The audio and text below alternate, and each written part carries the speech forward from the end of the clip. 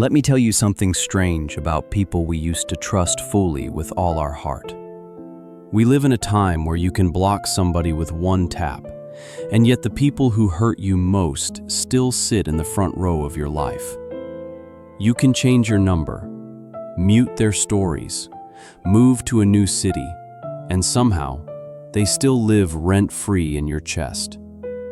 You might know someone like that. Maybe it was a friend, maybe family, maybe someone who said forever and then left you crying on the floor. Or maybe you are the one who walked away and you don't even know why, only that something in you cracked when you saw how much they trusted you. Because here's the quiet, brutal truth. God will allow a Judas to sit at your table, on purpose. So we're left staring at the ceiling and asking, why? Why would a loving God let betrayal this close to our hearts? Why would He let the snake into the garden, the thief into the circle, the traitor hold the keys to our softest places? Why would Jesus wash Judas's feet, feed him bread, call him friend, and still let him walk into the night with silver in his hands? Here's the answer no one likes to say out loud. God sends a Judas to your table not to destroy you, but to reveal you. Not to break your calling, but to birth it. It's easy to assume it's just bad luck, to call it drama, to shrug and mutter, "Trust no one." But that's not the full picture. Betrayal isn't just someone leaving. It's an X-ray of your soul. It shows you what you really worship, what you really fear, what you've been hiding behind your smile. You think you're just hurt, but you're also exposed. And exposure, in God's hands, is surgery. Look at what your Judas revealed. How you begged for crumbs of love because you didn't believe you deserved a feast.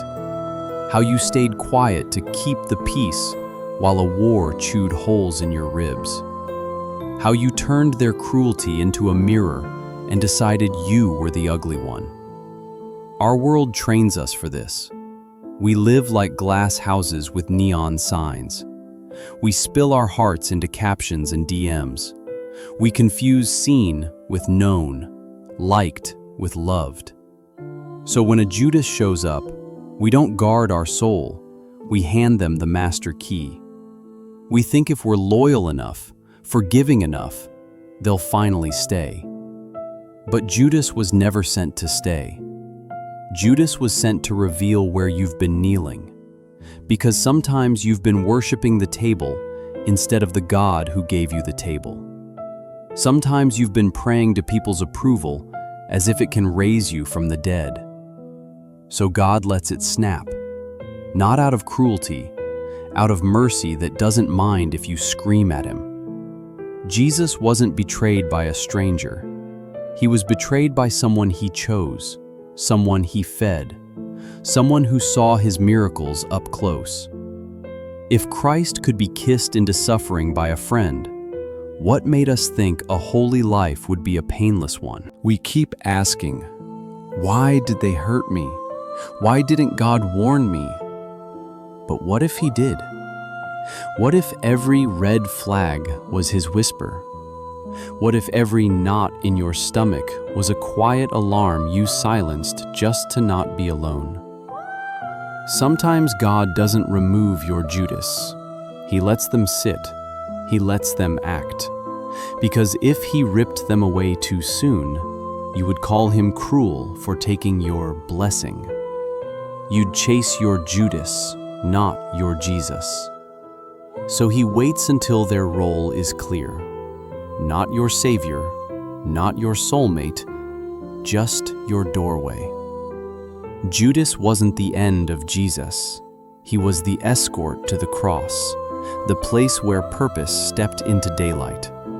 It doesn't excuse the sin. It doesn't make the betrayal pretty. It just means that in the thickest darkness, God still holds the pen. You might be in that darkness right now, replaying screenshots, messages, the way their face changed when they no longer needed you. You might feel stupid, gullible, like a joke written in someone else's handwriting. Your pain is real, but the story you're telling about it might be a lie. The lie says, "This proves I'm unlovable. This proves God left me. This proves I should never trust again." But the cross says, "This is where love goes when it's real." It goes where it can be pierced. It sits at unsafe tables. It risks. It bleeds. It dies. And then, somehow, it walks out of its own grave. Silence is not emptiness, it's control. When heaven goes quiet while you're sobbing, it's not God scrolling past your pain. It's God holding the universe still while surgery happens inside your chest. It's not a withdrawal, it's a homecoming. It's not rejection, it's redirection. Look at Saint Rita, married to a violent man who broke her heart and her body. People said, "God has cursed you." But through that brutality, her heart turned strange and unbreakable. Later, in the convent, they say a single thorn from Christ's crown marked her forehead. To the world, it looked like madness. To God, it was intimacy. That's what your Judas can become. Not just a wound, but a mark. Proof that you can hold the pain of others without flinching. Modern life says, cut them off, build walls, trust no one. Walls keep danger out. They also keep healing from getting in. This is not a call to stay in abuse. This is a call to understand. To see your Judas as a character, not the author. Their part ends. The story doesn't. So what do you do now, sitting here with your chest carved open? You grieve. You name the betrayal out loud. Then you ask, God, what did this reveal in me? Where was I building my worth on human hands? And you start to rebuild. Not harder, wiser.